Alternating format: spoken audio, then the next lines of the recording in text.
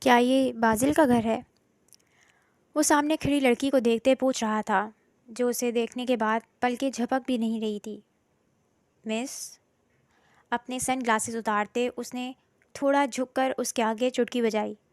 وہ بری طرح چونکی، سر تیزی سے اسپات میں ہلایا۔ جی یہ بازل کا گھر ہے، میرا مطلب بازل بھائی۔ آپ باتش خان ہیں نا؟ وہ اس کو یوں یہاں دیکھ حیران ہی تو ہو رہی تھی۔ بھلا یہ شخص ان کے گھر، ان کے گاؤں کیسے آ سکتا ہے؟ یہ تو بہت بڑا آدمی ہے۔ جی میں ہی ہوں بازل، کہاں ہے؟ اسے کہو باتش آیا ہے۔ آپ اندر آئیں۔ وہ یکدم گیٹ سے ہٹی۔ وہ جھک کر جوتے اتارنے لگا۔ ارے ایسے ہی آ جائیں، وہ جلدی سے بولی تو وہ کوٹ ٹھیک کرتا اندر داخل ہوا اور سوالیہ نظروں سے اس مٹیالی رنگت والی لڑکی کو دیکھا جس کی آنکھوں میں کاجل تھا۔ تبھی بازل وہاں آیا اور اسے یوں کھڑے دیکھ بوکھلاہٹ کا شکار ہوا۔ باتش بھائی؟ بھائی نہ کہنا، سرد مہری سے انگلی اٹھا کر خبردار کیا۔ بازل کا چہرہ سفید پڑا۔ جانتے ہو، میری مصلحت، خاموشی اور بے نیازی کو جو لوگ میری بے وقوفی اور کم عقلی سمجھتے ہیں تو ان پر مجھے بہت ہنسی آتی ہے، کیونکہ وہ نہیں جانتے میں جھوٹ بہت جلدی پکڑتا ہوں اور دھوکے پہچاننے میں مجھے زیادہ دیر نہیں لگتی۔ چاہے تم کتنے ہی شاطر کیوں نہ ہو جاؤ، مجھ سے اپنا جھوٹ نہیں چھپا سکتے، کیونکہ میں باتش خان ہوں جو سچ کو ڈھونڈنے کے لیے اپنی ساری طاقت لگا دیتا ہے۔ وہ کہہ کر پلٹنے لگا۔ مٹیالے رنگت والی لڑکی کی آنکھوں میں عجیب سا تاثر تھا۔ وہ پلکیں جھپکائے بغیر اسے دیکھ رہی تھی۔ وہ بادشاہوں والی آن بان سا مرد کتنا باروب تھا۔ باتش بھائی میں، باسل اس کی طرف لپکا تو اس نے وہیں کھڑے ہاتھ اٹھایا اور ایک تیز نگاہ اس پر ڈالی۔ بازل وہیں ٹھہر گیا جبکہ باتش وہاں سے نکل چکا تھا۔ بے وقوف لڑکی، تم نے اس سے پانی تک نہیں پوچھا؟ وہ بچہ اتنی دور سے آیا تھا، ایسے کیسے جانے دیا؟ تائی امی اس پر غصہ کر رہی تھیں۔ زیب نے آنکھیں پٹپٹاتے اپنی تائی کو دیکھا۔ وہ تو بازل بھائی سے ملے، دو تین باتیں کی، کھڑے کھڑے چلے گئے۔ میں تو وہاں تھی بھی نہیں۔ گیٹ کس نے کھولا؟ میں نے ہی کھولا، مگر وہ تو میری طرف دیکھ بھی نہیں رہا تھا۔ تمہاری شکل ایسی ہے کہ تمہیں کوئی دیکھے؟ پیچھے کھڑی نادیہ نے ہنستے ہوئے اس کا مذاق اڑایا تو تائی نے اپنی بیٹی کو سخت گھوری سے نوازا تو وہ لب بھینج کر رہ گئی۔ احساس کمتری نے سر اٹھایا۔ وہ کوئی جواب دیے بغیر اپنے کمرے میں آئی، شیشے کے آگے کھڑی اپنی صورت دیکھنے لگی۔ یا اللہ، مجھے بھی تھوڑا گورا کر دیتے تو کیا ہو جاتا۔ اپنے سانولے چہرے پر ہاتھ پھیرتے وہ کہہ رہی تھی۔ کچھ دیر بعد ہی وہ ایک پیالے میں ملتانی مٹی، ہلدی، بیسن ملا کے چہرے پر مل رہی تھی۔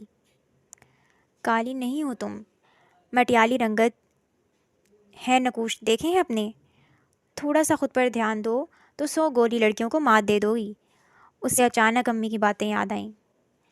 بس رہنے دے اماں، جھوٹی تسلیاں دیتی ہیں بس، وہ تنک کر کہتی۔ آنکھیں آنسوؤں سے بھر آئیں۔ تیزی سے پلکیں جھپکتے اس نے خود کو رونے سے باز رکھا تھا۔ دھیان میں وہ بادشاہ آیا، کتنا خوبصورت تھا، اس کا لباس، انداز، سب کچھ کتنا خاص تھا۔ اور کیوں کہا میں نے کہ وہ میری طرف نہیں دیکھ رہا تھا؟ دیکھ تو رہا تھا، اس کے چہرے سے تو نہیں لگا کہ اسے میں بدصورت لگی۔ نادیہ کے ماموں کا بیٹا ہے، تائی کہہ رہی تھی اس نے وہاں رشتہ کریں گی۔ کتنی خوش قسمت ہے نادیہ، صاف رنگت کا ہونا بھی کتنی بڑی نعمت ہے۔ نعمت؟ رنگت پر خوبصورتی کو جانچنے والی آنکھ میں ذوق ہی نہیں، نقوش ہوتے ہیں جو آنکھوں میں بیٹھتے ہیں۔ ماں ہوتی تو یہی کہتی۔ اس نے سوچتے ہوئے گہری سانس لی۔ انہی مایوسی بھری سوچوں میں اس کے منہ پر لگا پیسٹ سوکھ چکا تھا۔ وہ جا کر دھو آئی، چہرے پر ہاتھ لگایا، نرم نرم سا احساس ہوا۔ اسکن تو میری بھی بہت اچھی ہے، بس رنگ، اب خیال رکھوں گی تو روز روز کچھ نہ کچھ ٹوٹکے کروں گی، شاید اصل رنگت واپس آ جائے۔ بچپن کی تصویروں میں اتنی گہری تو نہیں لگتی تھی، شاید میں خیال ہی نہیں رکھتی، اب سے خیال رکھوں گی۔ وہ خود سے وعدہ کرتی کمرے سے نکل آئی۔ دھوپ میں اتنا کام کروائیں گے، گرمی میں بھسم ہو کر تو میرا یہ حال ہوا ہے۔ نادیہ تو دھوپ میں نکلتی نہیں، اتنی مہنگی مہنگی کریمیں لگاتی ہے، ذرا خیال نہیں میرا۔ وہ بڑبڑاتے ہوئے کچن میں آئی، جس کی چھت کھلی ہوئی تھی۔ دھوپ تیز تھی، وہ گہری سانس لے کر رہ گئی۔ یہ منظر شہر کراچی کا تھا، جہاں کے پوش علاقے میں واقع یہ عمارت قدیم اور جدید طرز کا امتزاج تھی۔ خان ولا کی تختی کے پاس ایک خوبصورت بوگن ولا کی بیل لٹک رہی تھی۔ اندر قدم رکھنے پر وسیع لان تھا، جہاں ایک طرف پورٹیکو بنا تھا۔ مرکزی عمارت تک پہنچنے کے لیے کئی قدم لگانے پڑتے تھے۔ وہ گاڑی سے اترتے ہی تیز قدموں سے اندر کی طرف بڑھ رہا تھا۔ انداز میں بلا کی سختی تھی، غصہ آنکھوں میں صاف ظاہر تھا۔ جوتوں کی دھمک فضا میں بلند تھی اور گونج بڑھتی جا رہی تھی۔ وہ اندر داخل ہوا تو ایک خاموشی نے اس کا استقبال کیا۔ عموماً چہل پہل رہتی تھی۔ وہ فون نکالتا کسی کو فون کرنے لگا۔ کہاں ہو گلفام؟ آفس میں، دوسری طرف سے کہا گیا۔ اس نے لب بھینچ لیے۔ اور باقی سب؟ باقی سب سے مراد تمہارے بھائی؟ اس نے سرد مہری سے کہا تھا۔ وہ بھی آفس میں ہی ہیں، دوسری طرف سے کہا گیا تو باتش کا غصہ بڑھتا گیا۔ میں آ رہا ہوں کہہ کر اس نے فون کاٹ دیا اور جن قدموں سے آیا تھا انہی قدموں سے واپس پلٹ گیا۔ کیا میں جان سکتا ہوں کہ اپنی جان سے پیاری نیند قربان کر کے تم لوگ آفس کیسے آئے؟ وہ گلفام، غضنفر اور غازی کی طرف دیکھ کر پوچھ رہا تھا۔ آپ ہی کو تو ہمیشہ یہ شکوہ رہا ہے کہ ہم غیر ذمہ دار ہیں۔ غازی سب سے چھوٹا تھا۔ منمناہٹ بھرے انداز میں کہا تو باتش اسے گھور کر رہ گیا۔ ٹھیک ہے، دیر آئے درست آئے۔ میں تم لوگوں کو مختلف پوسٹ نہیں، ہمیں پوسٹ اور ذمہ داریاں نہیں چاہیے، کرسی چاہیے، گلفام بولا۔ ڈیڈ کی کرسی، غضنفر نے اضافہ کیا، جس پر باتش نے ایک آبرو چکا کر ان دونوں کو دیکھا۔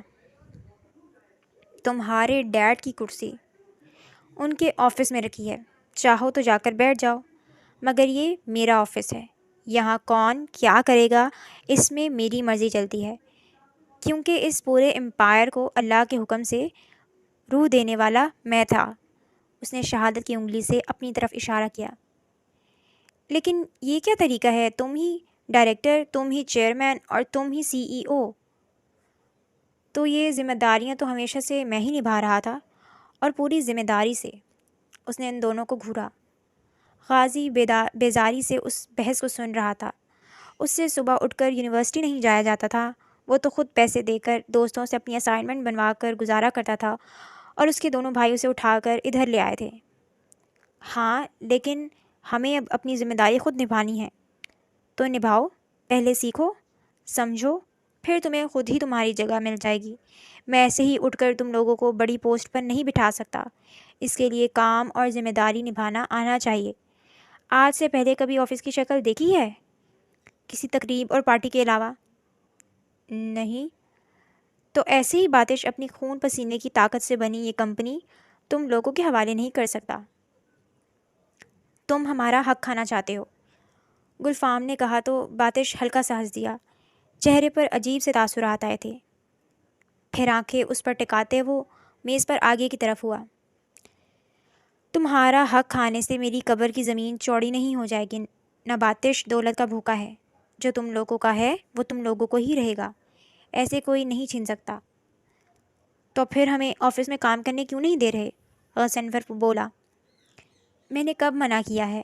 میں تو خوش ہوں کہ تم لوگ اپنی اپنی ذمہ داری کا احساس کرو، مگر فوراً ہی نہیں۔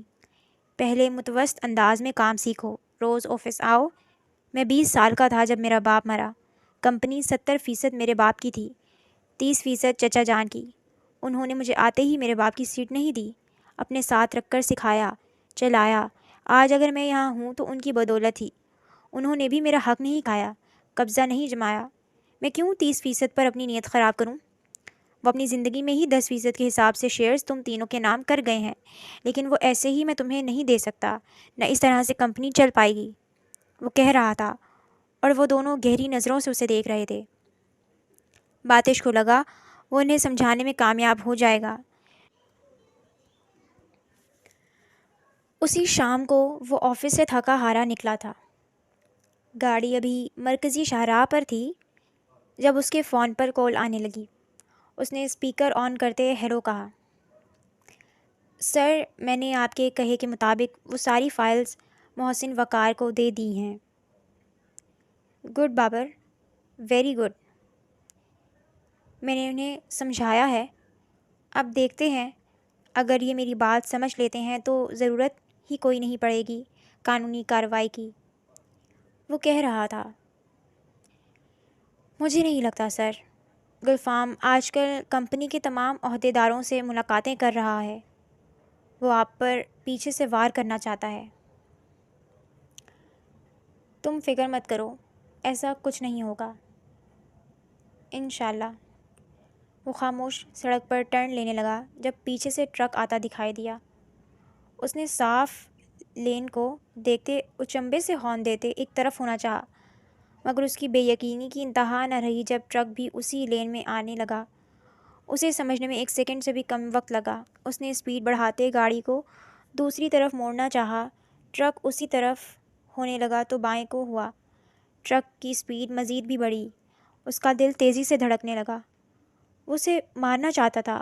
اس نے گاڑی تیزی سے فٹ پاتھ پر چڑھا دی اور اسی اثنا میں سامنے بڑے سے کھمبے میں دھماکے دار آواز کے ساتھ گاڑی آ کر لگی۔ سر، سر، سر باتش! دوسری طرف اس کا خاص امپلائی باہر سے اسے آوازیں دیتا رہ گیا، مگر اس کا سر بری طرح اسٹیئرنگ سے ٹکرایا اور وہ اسی پل ہوش و حواس سے بیگانہ ہو گیا۔ وہ اپنی دھن میں گنگناتی ہوئی صحن میں جھاڑو دے رہی تھی، ساتھ ہی بار بار سیدھی ہو کر سامنے لگے آئینے میں اپنا چہرہ بھی دیکھ لیتی جو تازہ تازہ فیشل سے نبرد آزما ہوا تھا۔ پچھلے ہی روز وہ اپنی سہیلی کے ساتھ قریبی سستا بازار گئی، وہیں اس ساشے میں فیشل کٹ دیکھی تو وہ فوراً خرید کر گھر لے آئی اور آج کر بھی لیا۔ آج کل وہ اپنے چہرے کا خیال رکھ رہی تھی، جس کے اثرات بھی کچھ واضح ہو رہے تھے۔ گہرا پن سانولاہٹ میں بدل رہا تھا۔ امی، باتش کا ایکسیڈنٹ ہو گیا ہے، نادیہ اسی پل کہتی وہاں آ گئی۔ کچھ فاصلے پر تخت نشین ہوئی تائی امی نے چونک کر بیٹی کو دیکھا۔ کیا مطلب؟ ردا کا اسٹیٹس دیکھا ہے میں نے، گاڑی کی حالت دیکھیں۔ وہ فون ماں کے آگے کرتی بولی۔ رشیدہ تائی نے فوراً دل پر ہاتھ رکھا۔ ہائے اللہ، میرا بچہ! وہ دوپٹہ منہ پر رکھتی بری طرح رونے لگی۔ یہ گاڑی تو… ہائے ہائے باتش، میرا بن ماں باپ کا بچہ! وہ بری طرح رونے لگی۔ نادیہ وہیں بیٹھے دلاسا دینے لگی۔ ہائے، فون لگاؤ ردا کو، میں خبر لوں، وہ روتے ہوئے نادیہ کو کہہ رہی تھی۔ نادیہ پریشانی سے فون میں لا رہی تھی، جبکہ زیب یاسیت بھری نظروں سے اپنا کام چھوڑے انہیں دیکھ رہی تھی۔ خبر نے اسے بھی دکھی کر دیا تھا۔ کل ہی تو وہ یہاں آیا تھا، کتنا شاندار لگ رہا تھا۔ اللہ اسے اپنی امان میں رکھیے گا، وہ دل ہی دل میں دعا کرتی دوبارہ اپنے کام کی طرف متوجہ ہونے لگی۔ آئی سی یو کے باہر خان ولا کے تمام مکین موجود تھے۔ گلفام اور غضنفر ایک طرف کھڑے فکر مند دکھائی دیتے تھے۔ دادا ایک طرف نڈھال اور ستا ہوا چہرہ لیے بیٹھے تھے، وہیں قریب کھڑی ردا بلک رہی تھی۔ ردا باتش کی چھوٹی بہن تھی۔ زرد چہرہ کسی انجانے خوف کی نشاندہی کر رہا تھا۔ غازی اس کے برابر میں ہی بیٹھا اسے چپ کروا رہا تھا۔ روبینہ خاتون یعنی غازی کی ماں وہیں کھڑی تھیں، چہرے سے پریشان لگتی تھیں۔ تبھی بابر وہاں آیا۔ اس کی تیز نگاہیں گلفام پر تھیں۔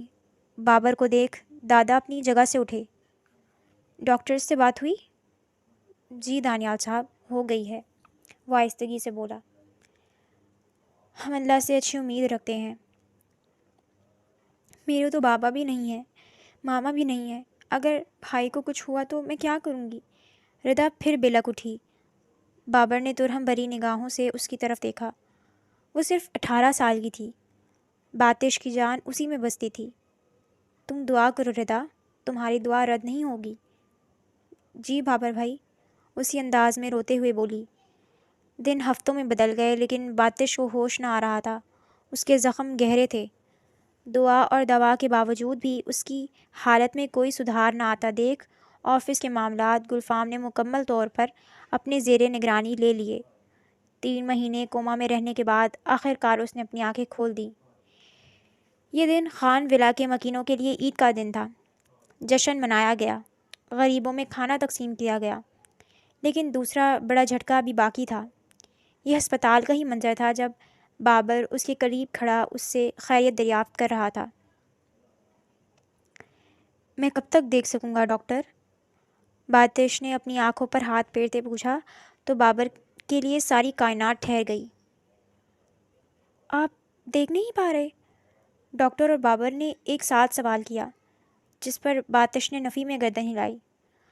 ڈاکٹر قریب آیا اور اس کی آنکھوں کا معائنہ کرنے لگا، پھر مزید کچھ کہتا باہر کی طرف بڑھ گیا۔ بابر، میری بات غور سے سنو، باتش اسے مخاطب کرتا بولا تو وہ سر ہلاتا قریب آیا۔ میں سن رہا ہوں سر۔ باتش دھیمی آواز میں اس سے کچھ کہہ رہا تھا۔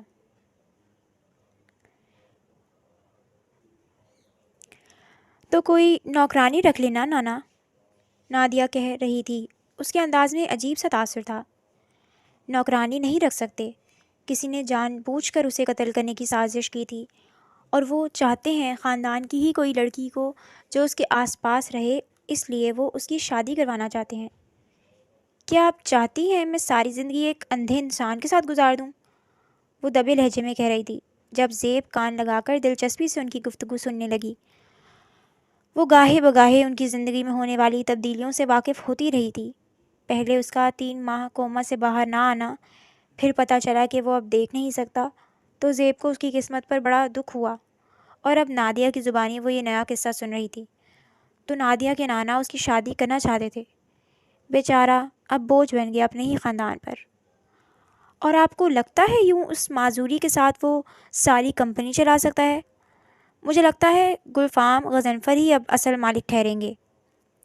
بس کرو، اپنی پالیسیاں نہ گنواؤ۔ یہ سوچو میں ابو کو کیا جواب دوں۔ دیکھو، ہمارا اپنا بچہ ہے، مجھے بڑا دکھ ہے اس کے ساتھ جو ہوا، مگر ظاہر ہے تمہاری بات بھی ٹھیک ہے، ساری زندگی کا ساتھ ہے، کیسے نابینا کے ساتھ بیاہ دوں؟ امی، زیب ہیں؟ کیا کہا؟ اسی پل زیب النساء کا دل دھڑکا۔ وہ ساکت رہ گئی۔ خدا تمہیں غارت کرے نادیہ، زیب کی شادی کروا دینا باتش سے۔ نانا سے کہہ دیں نادیہ بھی چھوٹی ہے، شادی کا نہیں سوچا۔ زیب کی آنکھیں بے یقینی اور غصے سے سرخ پڑنے لگیں۔ وہ تو تم سے بھی چھوٹی ہے، ابھی 20 کی بھی پوری نہیں ہوئی، تم 23 کی ہو چکی ہو۔ باتش 33 سال کا ہے، تو کیا ہوا، عمر میں کیا رکھا ہے، کہہ دیں مجھ سے بڑی ہے، اس کا بھی بھلا ہو جائے گا۔ ویسے بھی اتنا بڑا گھر، نوکر چاکر، امیر شوہر، اور کیا چاہیے؟ وہ تو بس وہ دیکھ نہیں سکتا، تو اس میں کیا ہے، اسے کون سا دن رات کی اس کی خدمتیں کرنی ہوں گی، حفاظت ہی تو ہے، کچھ کام ملازم بھی کریں گے۔ اور تم پھر کس سے شادی کرو گی؟ تمہارا اپنا بھی تو خواب تھا نا، خان ولا میں بسنے کا۔ گلفام یا غضنفر میں سے کسی ایک کو چن لوں گی، وہ مسکراتے ہوئے بولی۔ زیب سفید رنگت لیے وہاں سے ہٹ گئی۔ اس کا دل نادیہ کی طرف سے حد برا ہوا تھا۔ کہنے کو وہ اس کی تایا زاد بہن تھی، مگر کس طرح اس نے زیب کو، لیکن وہ کتنا شاندار شخص ہے، کیا ہوا اگر دیکھ نہیں سکتا؟ انسان میں کوئی بھی معذوری اللہ کی طرف سے ہی آتی ہے، کیا پتہ یہی میرا نصیب ہو۔ لیکن میں ایسا کیوں سوچ رہی ہوں؟ جو ہوگا دیکھا جائے گا۔ وہ انہی سوچوں میں گم اپنے مستقبل کے خواب بننے لگی۔ وہ اسٹک کے سہارے ایک مرد ملازم کے ہمراہ لان میں آیا، جہاں دادا بیٹھے اس کا انتظار کر رہے تھے۔ اس کی آنکھوں میں سیاہ چشمہ لگا تھا، جسم پر قیمتی لباس تھا، اور چہرے پر کچھ زخموں کے نشان ہنوز موجود تھے۔ میں نے تمہاری پھپھو سے کہہ دیا ہے۔ لیکن کیا ضرورت ہے دادا، میں ٹھیک ہوں، آپ کیوں کسی لڑکی کو میرے ساتھ باندھ کر اس بیچاری کی بھی زندگی مشکل بنا رہے ہیں؟ تمہیں اس وقت قریبی سہارے کی ضرورت ہے، اور بیوی سے بڑھ کر کوئی نہیں ہوتا جو مکمل طور پر تمہاری دیکھ بھال کر سکے۔ تمہاری صحت کے معاملات بہت اہم ہیں، اور میں ٹھہرا بوڑھا آدمی۔ نادیہ اپنی بچی ہے، سمجھدار اور قابل، مجھے یقین ہے وہ سمجھے گی۔ وہ کہہ رہے تھے تبھی ان کا فون بجنے لگا۔ وہ ٹھہر کر فون دیکھنے لگے۔ تمہاری پھپھو ہیں، وہ کہتے ہوئے فون اٹھا کر کان سے لگا گئے۔ کیسی ہو؟ میں بھی ٹھیک ہوں۔ ہاں، باتش بھی اللہ کا شکر ہے بہتر ہے۔ وہ مزید سننے لگے۔ باتش خاموشی سے بیٹھا انہیں سنتا رہا۔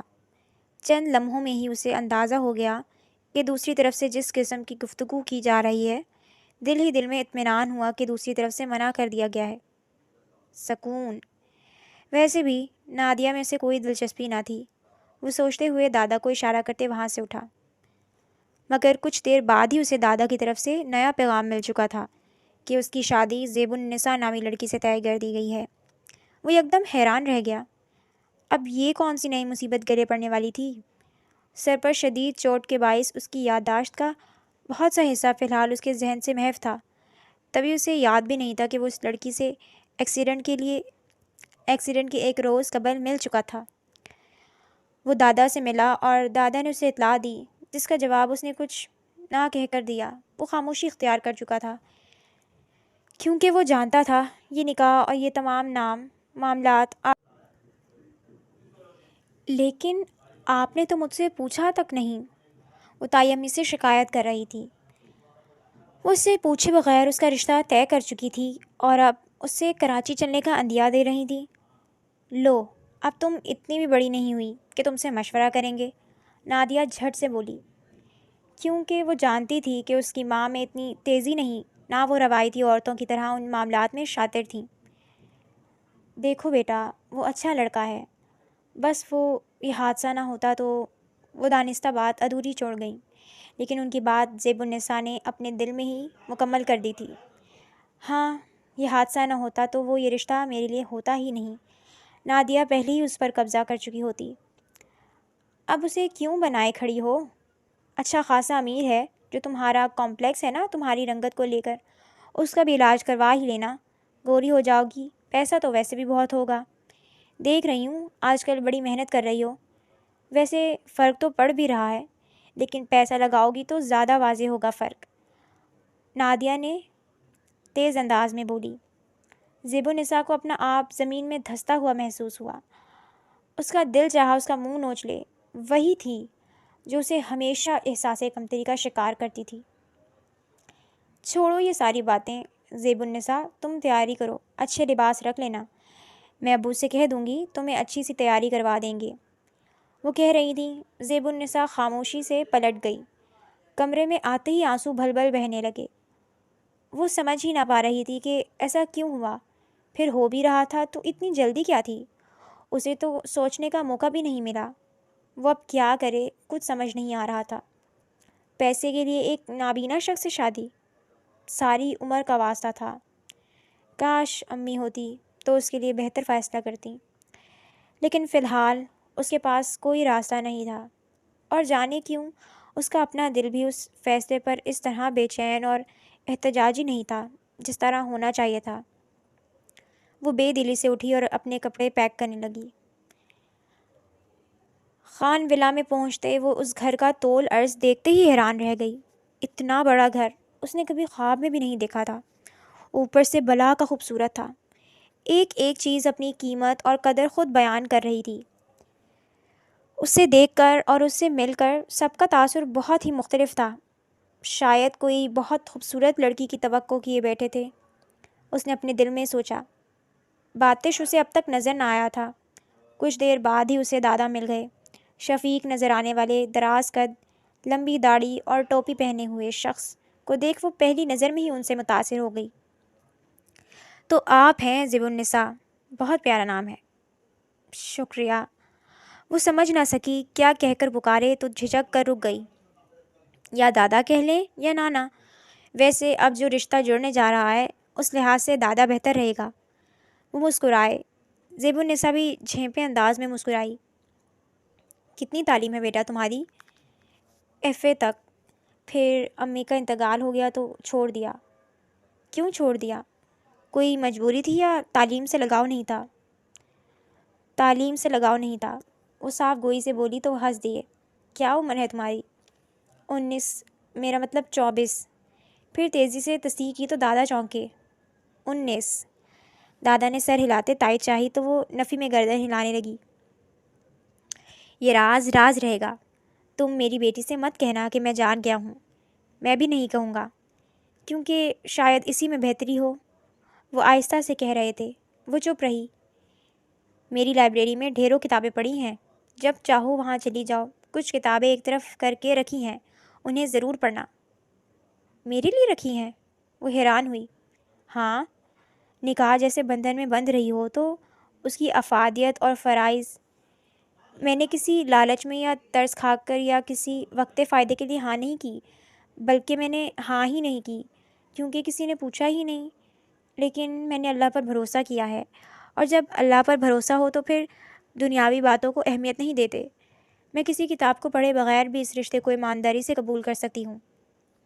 دادا اس کی بات سن کر مسکرائے تھے۔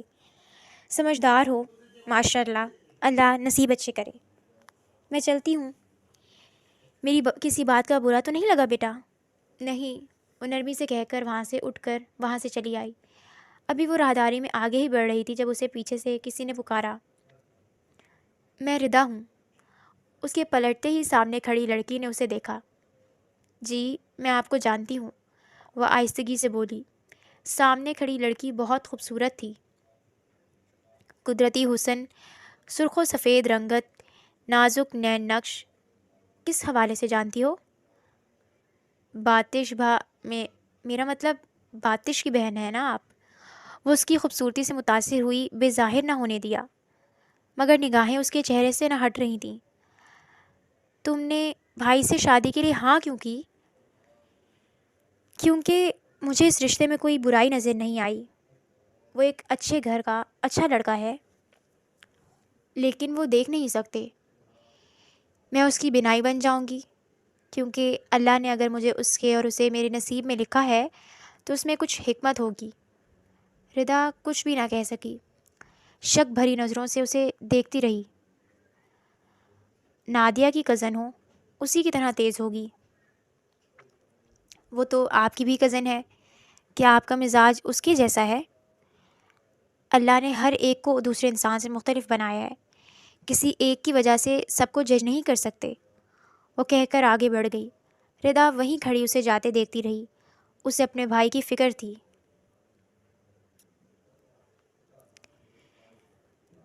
اگلے ہی دن ان کے نکاح کی تقریب تھی۔ اس نے اب تک باتش کو نہ دیکھا تھا، نہ باتش نے اسے۔ صبح ہی اسے 2 لڑکیاں تیار کرنے چلی آئی تھیں۔ سامنے رکھے پیسٹل اور سلور کلر کے گاؤن کو دیکھ کر اس کا دل نہیں بھر رہا تھا۔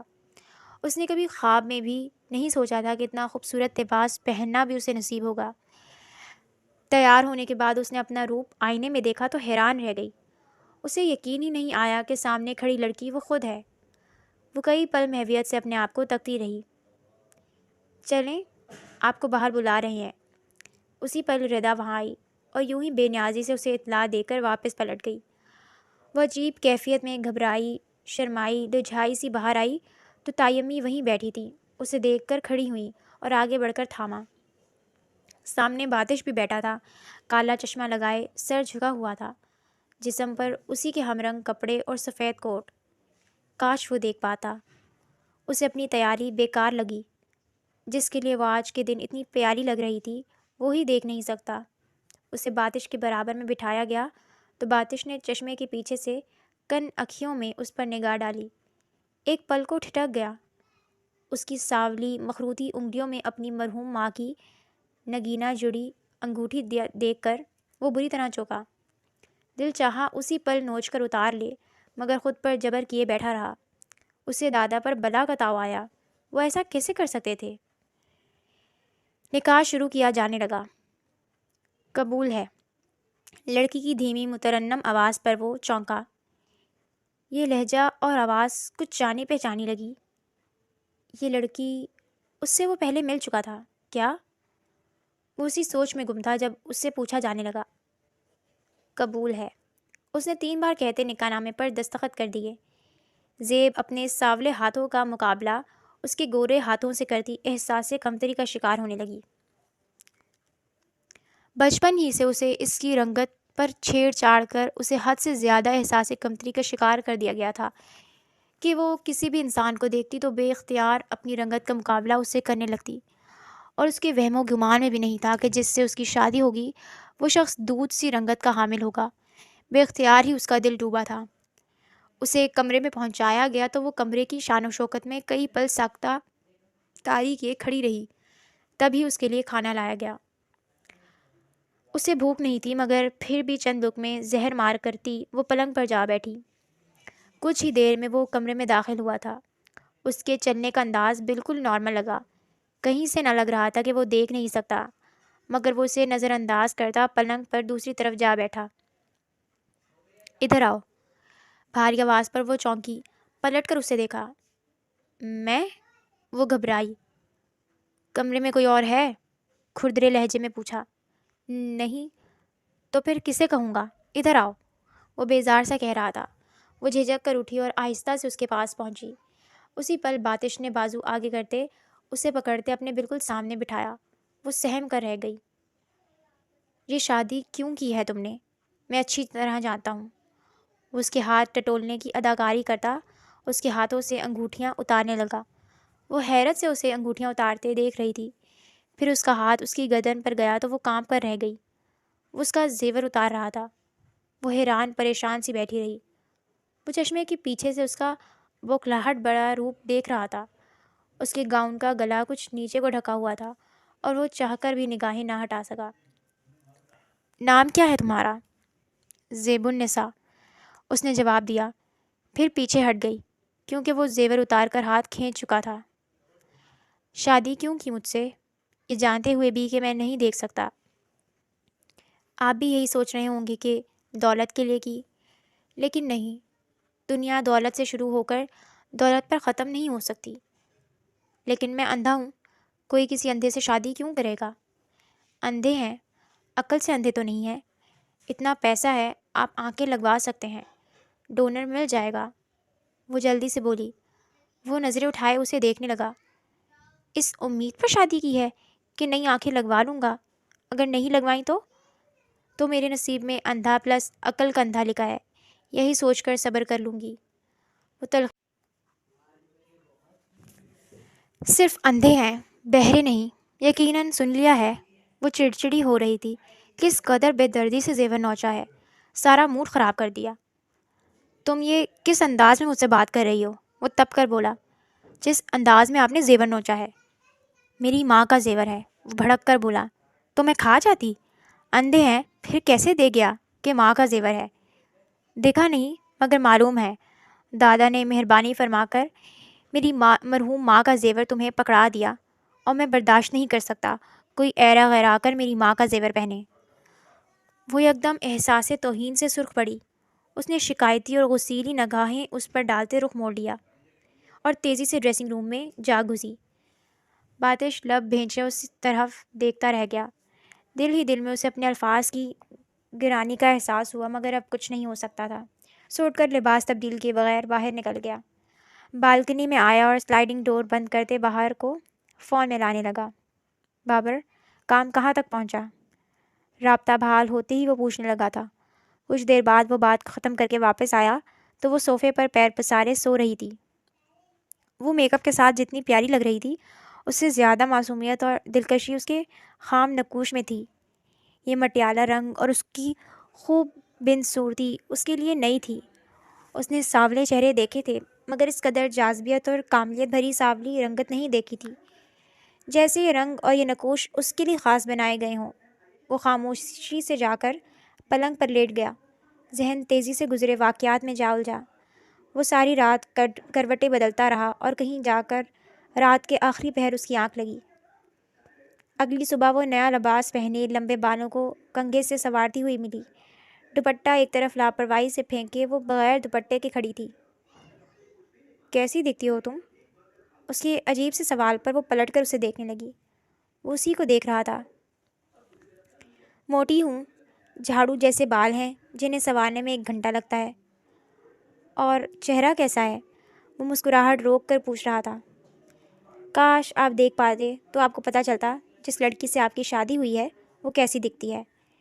میرے بال لمبے ہیں، گھٹنوں سے ذرا اوپر ہیں، بالکل نرم ریشم جیسے۔ وہ اپنے بالوں کو دیکھتے ہوئے کہہ رہی تھی۔ قد بس نارمل ہے، نہ زیادہ لمبا ہے نہ چھوٹا ہے۔ وہ سامنے اپنے چھوٹے قد کو دیکھتے ہوئے کہہ رہی تھی۔ کتنے فٹ کی ہو؟ 5.5۔ اس نے جھوٹ بولا۔ وہ 5 فٹ کی تھی۔ پھر جلدی سے دونوں ہاتھ کان پر رکھتے اللہ سے معافی بھی مانگ لی۔ میری آنکھیں نیلی ہیں، اس نے اپنی سیاہ آنکھوں میں دیکھتے کہا تو باتش نے سر جھٹک دیا۔ جھوٹی، دل ہی دل میں بڑبڑایا۔ ناک چھوٹی ہے، نازک سی، اور ہونٹ پنکھڑی جیسے ہیں۔ بالکل، باتش نے اس کی چلاکی پر دل ہی دل میں اسے داد دی۔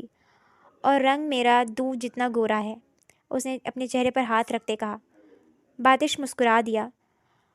وہ سمجھ گیا کہ اس لڑکی کو اپنے وجود میں جس چیز کی کمی لگتی ہے، اس نے ان پہلوؤں کو جھوٹ میں لپیٹ دیا تھا۔ اتنی حسین ہو، اسے دیکھتے ہوئے کہہ رہا تھا۔ بالکل، کوئی شک ہے؟ شک ہو بھی تو کیسے بیان کروں گا؟ میں کون سا دیکھ سکتا ہوں؟ آخر میں لاچاری سے کہا تو وہ پلٹ کر اسے دیکھنے لگی۔ باتش سر جھٹکتا، اندھے پن کی اداکاری کرتا غسل خانے کی طرف بڑھ گیا۔ آج ہی ان کا ولیمہ تھا۔ وہ کچھ دیر بعد کمرے میں داخل ہوئی تو وہ سامنے کھڑا فون پر گفتگو کر رہا تھا۔ بات سنیں، بے رخی سے اسے پکارا تو باتش پلٹا۔ آج بھی آپ کے دادا نے زیور دیا ہے، جا کر ان کو ہی صاف کہہ دیں آپ کی والدہ کا زیور مجھے نہیں پہنائے، پھر کھینچ کھینچ کے اتار دیں گے۔ ویسے بھی پرانے زمانے کی ہیں، مجھے پہننے ہی نہیں۔ یہ بات مجھے کیوں کہہ رہی ہو؟ گھر میں اور بھی لوگ ہیں۔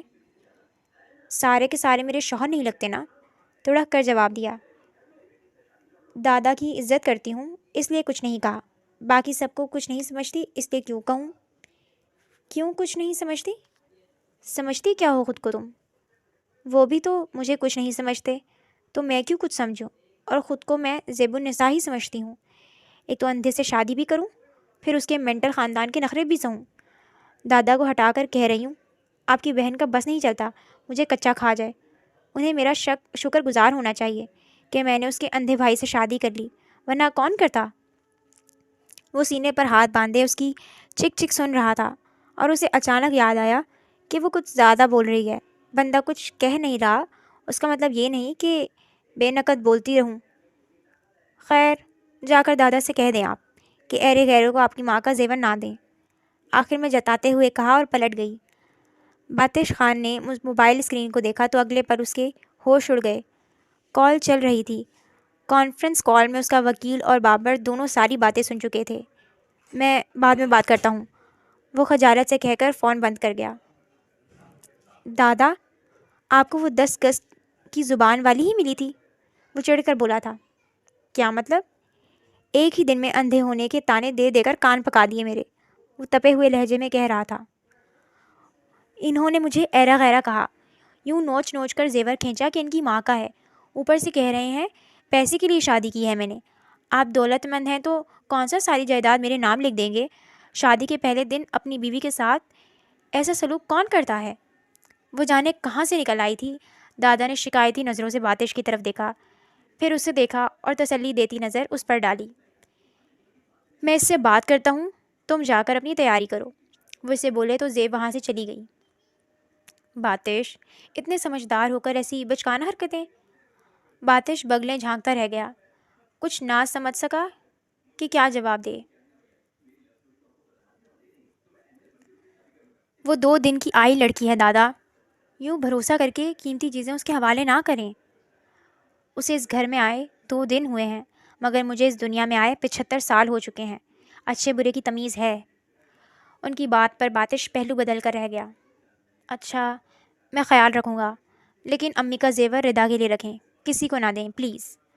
اس کا حق ہے باتش، بیوی ہے تمہاری، اب ردا کو بھی ملے گا، تم اس کی فکر مت کرو۔ وہ اب کے ذرا سنجیدگی سے بولے تو باتش گہری سانس لے کر وہاں سے اٹھ گیا۔ کسی ملازمہ نے یہ گفتگو سن کر جلد ہی سارے خان ولا میں یہ باتیں پھیلا دی تھیں، جبکہ آج کے دن نادیہ ولیمے میں شرکت کرنے آئی تھی۔ خوبصورت جوڑے میں ملبوس، نقص سے کیا میک اپ، لیکن حیرت و حسد کی انتہا نہ رہی جب اس نے زیب کو قیمتی خوبصورت ساڑی میں ملبوس دیکھا۔ مہمانوں کے درمیان باتش کے قریب کھڑی وہ کہیں سے بھی زیب نہ لگ رہی تھی، اس کا منہ کھلا رہ گیا۔ وہ دیکھو نادیہ، جاؤ غضنفر جو کہا تھا وہ کرو، ہمیں کسی بھی طرح وہ کاغذات چاہئیں، یہ موقع بھی آزما لیتے ہیں، گلفام نے کہا تو غضنفر نادیہ کی طرف پلٹا۔ اب کیا میں اس میں دلچسپی لینے کا ناٹک کروں؟ وہ بالکل میرے ٹائپ، بکو مت، شادی کرنے کا نہیں کہہ رہا، صرف اپنا کام نکالنا ہے، وہ بھڑک کر بولا تو غضنفر سر ہلانے لگا۔ تبھی غازی وہاں آیا۔ آپ دونوں آج کل مجھ سے چھپا رہے ہیں کچھ، اور وہ فرقان حمید کا کیا قصہ ہے؟ کیا آپ اسے جانتے ہیں؟ ہم کیوں جانیں گے؟ تمہارا دماغ ٹھیک ہے؟ وہ ہمارے خاندان کا مجرم ہے، اس نے باتش کو کچلنے کی کوشش کی تھی، گلفام جذباتی ہوا کہہ رہا تھا۔ غازی فوراً سر ہلانے لگا۔ جس دن میرے ہاتھ آ جائے اس دن گولی ماروں گا۔ اس کی وجہ سے باتش بھائی نے اپنی آنکھیں کھول دی اور ردا کی ذہنی حالت اب تک ابتر ہے۔ ٹھیک کہہ رہے ہو، تم ردا کا خیال رکھو، تم سے دوستی زیادہ ہے، جلدی سنبھل جائے گی۔ وہ اسے تسلی دینے لگا تو وہ اس بات میں گردن ہلانے لگا۔ ردا کے ذکر پر چہرہ گلنار ہوا تھا۔ گلفام نے غضنفر کو کھسکنے کا اشارہ کیا۔ دو بڑے بھائیوں کی نیت اور ارادوں سے چھوٹا غازی لا علم تھا۔ وہ یہ بھی نہیں جانتا تھا کہ باتش کے ساتھ ہوئے حادثے میں اس کے دونوں بھائی شامل تھے۔ لوگ آ کر باتش کو مبارکباد دے رہے تھے، ساتھ اس کے ساتھ ہوئے حادثے پر اظہار افسوس بھی کر رہے تھے، جس کی اسے قطعی پرواہ نہیں تھی۔ تبھی وہاں نادیہ آئی۔ مبارک ہو زیب، کیسی ہو؟ میں نادیہ ہوں، اس نے باتش کی طرف دیکھ کر کہا، مگر وہ لاپرواہ کھڑا رہا، کوئی رد عمل ظاہر نہ کیا۔ میں ٹھیک ہوں، تم کیسی ہو؟ وہ آہستہ سے کہہ رہی تھی۔ میں بھی ٹھیک ہوں، اچھی لگ رہی ہو۔ لگ ہی نہیں رہا زیب ہو، کہا تھا نا مان جاؤ، عیش کرو گی۔ آخری جملہ بظاہر اس کے کان میں کہتے لہجہ جان بوجھ کر تیز رکھا۔ ہاں، لیکن عیش و عشرت میری ترجیحات کبھی تھی ہی نہیں، وہ تو تمہاری خواہش ہے، جو باتش کے ایکسیڈنٹ کی وجہ سے ادھوری رہ گئی۔ انہیں پسند کرتی تھی نا؟ معصومیت سے کہتے وہ نادیہ کے چہرے کی رنگت اڑا کر رکھ چکی تھی۔ وہ جلد ہی وہاں سے کھسک گئی۔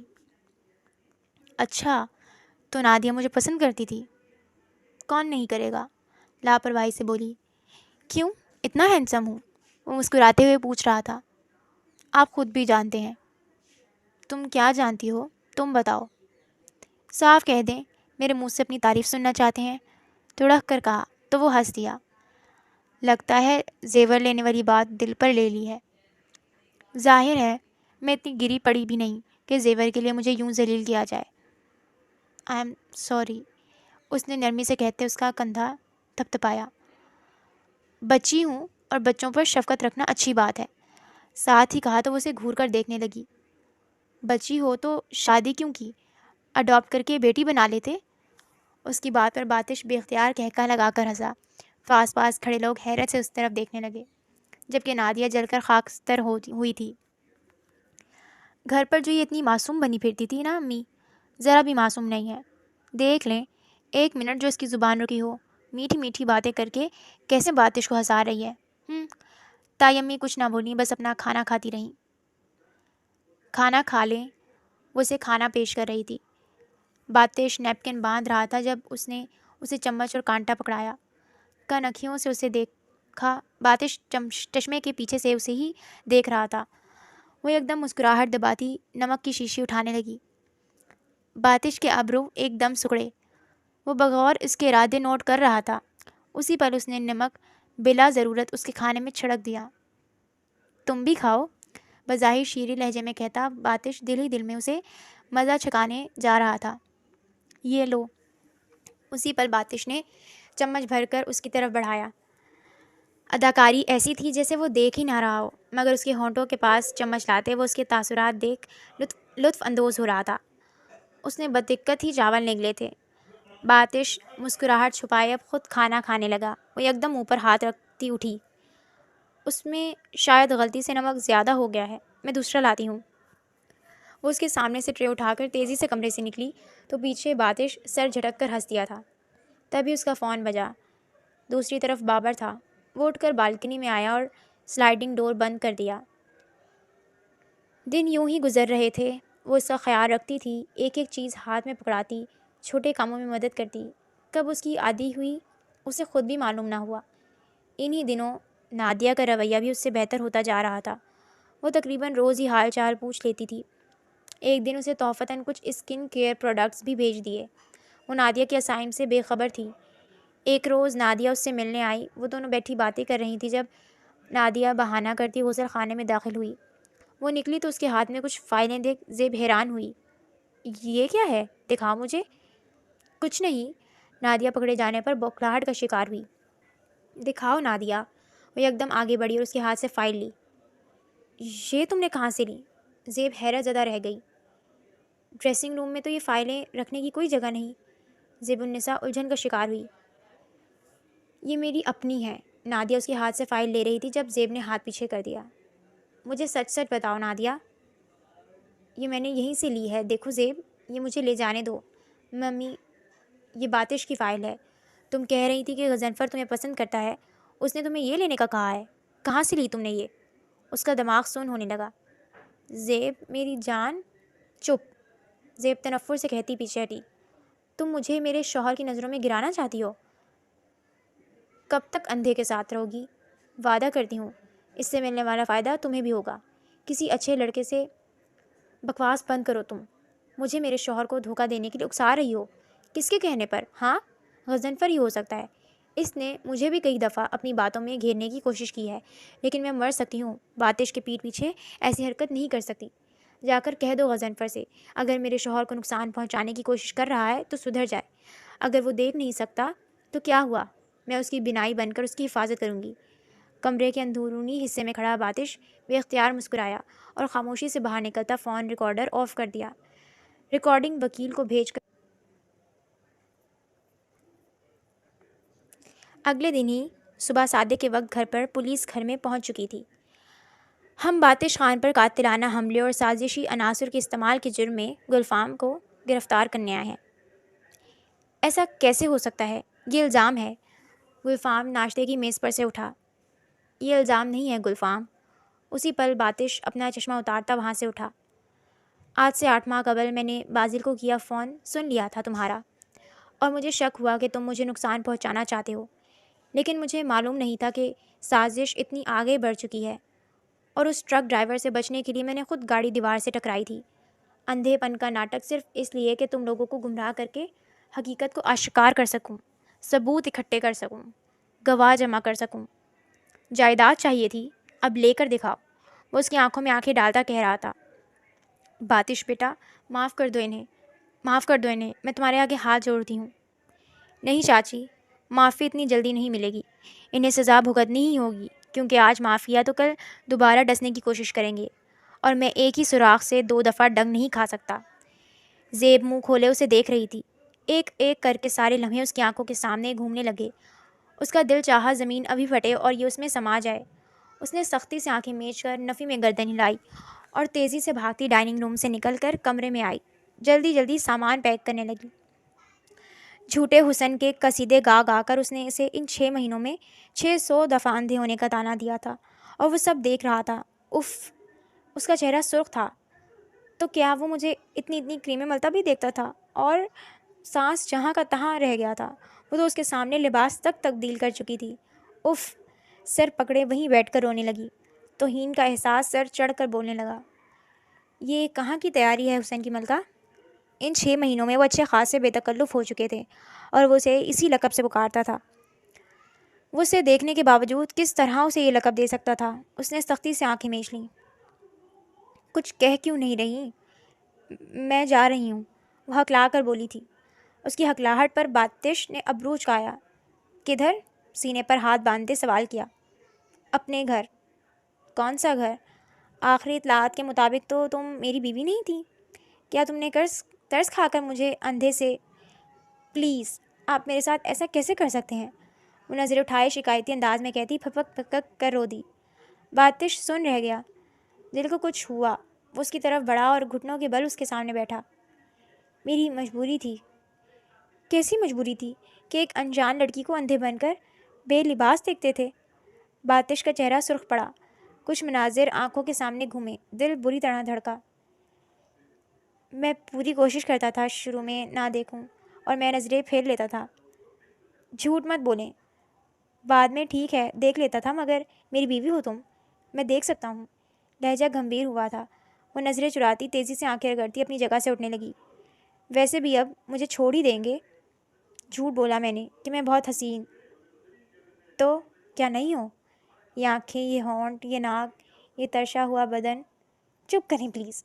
اس کے یوں دیکھنے پر گھبرا کر پیچھے ہٹی۔ سب گھبرانے کا فائدہ اندھا سمجھ کر تو تم ہمیشہ میرے پاس ہی رہی ہو، صبر کا امتحان لیتی رہی ہو، شرارتی انداز میں کہتا اسے گہری نظروں سے گھورا۔ اور کل رات ہی تو سرخ جالی دار نائٹ سوٹ پہنے تم۔ Please patch. وہ شرم سے سرخ پڑتی رخ موڑ گئی۔ میں تمہیں نہیں چھوڑنے لگا۔ مسکراتے ہوئے اسے نگاہوں میں تولا۔ زندگی میں پہلی بار تو کسی چک چک کرنے والی لڑکی سے ناتا پڑا ہے جو فضول بے تکی باتوں سے مجھے بہلا دیا کرتی ہے۔ فضول بے تکی؟ بالکل۔ اب تم ہی بتاؤ، کون شوہر کو یہ قصے سناتا ہے کہ سنی پالتو کتا کے بچے کو ٹائسن پالتو کتا دودھ پلاتی ہے، اور یہ کہ برابر والے جج اکبر کا سب سے چھوٹا بیٹا ناک کے باکس نکال کر گاڑی کی سیٹ کے نیچے لگاتا ہے؟ سیریسلی؟ وہ ہنس دیا۔ میں نے خود دیکھا ہے، وہ منمناہٹ بھرے انداز میں کہہ رہی تھی۔ اچھا ٹھیک ہے، مگر یہ سامان واپس رکھو، اس نے لہجے میں رو بھرتے ہوئے کہا۔ مگر؟ وہ لب چباتی اسے دیکھ رہی تھی۔ مگر کیا؟ وہ چند قدم چلتا اس کے عین سامنے کھڑا ہوا تو وہ بوکھلا کر پیچھے ہٹنے لگی، مگر وہ اسے کمر سے پکڑتا اپنے قریب کر چکا تھا۔ شروع میں بے وجہ اور انجان لگتی تھی تم مجھے، پھر بیچ میں انجان لگنا ختم ہو گیا، لیکن تم کہیں نہیں جا سکتی۔ لیکن اس کے نقوش جیسے نگاہوں میں ہی گھول کر پی جانا چاہتا ہو۔ میں نے بہت لڑکیاں دیکھی ہیں، بہت سے ملا ہوں، بہت سے دوستی رہی ہے، مگر تم؟ اس کی ٹھوڑی پر ہاتھ رکھتے اس کی آنکھوں میں آنکھیں ڈالیں۔ جس تیزی اور پر اثر انداز میں میرے وجود میں بکھری ہونا، تمہاری غیر موجودگی کا تصور نہیں کیا میں نے۔ تم کہیں نہیں جا سکتی، میری بیوی ہو، ایسے کیسے جانے دوں؟ ابھی تو میں نے بقول تمہارے ان گلاب کی پنکھڑیوں کو چھوا تک نہیں ہے، اور پھر بعد میں آپ کو اچھی نہیں لگوں گی۔ کیوں؟ میں پیاری نہیں ہوں؟ کس نے کہا تم پیاری نہیں ہو؟ میری آنکھوں سے دیکھو، بلکہ اپنی ہی آنکھوں سے دیکھ لو۔ اتنی بڑی بڑی آنکھوں سے تمہیں اپنا یہ تیکھا مٹیالہ حسن دکھائی نہیں دیتا؟ اس کا لہجہ مہک رہا تھا۔ وہ اس کے سینے پر دباؤ دیتی اسے پیچھے کرنا چاہ رہی تھی، مگر وہ ٹس سے مس بھی نہ ہوا اور اسے کھینچ کر قریب کرتے خود میں بھینچ لیا۔ سوچنا بھی مت کہ تم مجھے چھوڑ کر جا سکتی ہو۔ وہ اس کے کان میں سرگوشی کرتا اسے خود میں